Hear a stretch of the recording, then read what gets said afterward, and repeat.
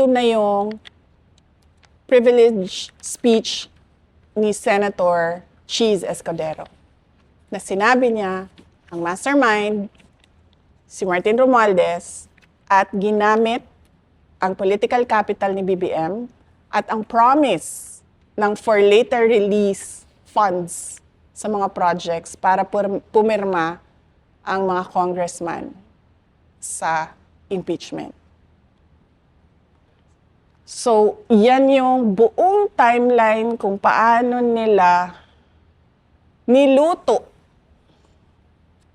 ang impeachment. Galing sa walang ebidensya papunta sa fishing expedition, illegal na paggamit noong information sa loob ng in aid of the legislation para sa impeachment.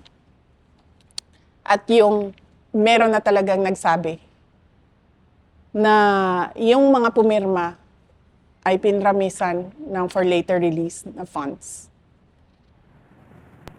Yes, Congressman mismo, si Congressman Toby Chanco, sinabi niya yan, na isa daw sa reason kung bakit yung alyansa nagka-leche-leche dahil dun sa impeachment na ginawa sa inyo. So, nasabi yan ni Toby Chanco. Kasi paniwala ko, nagmamadali din sila mag-promise ng pera. Kasi election na eh.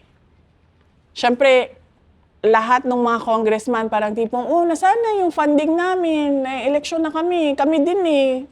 Mag-i-election din kami. Hindi lang naman kayo eh. Diba? So, lahat yon ay, yan.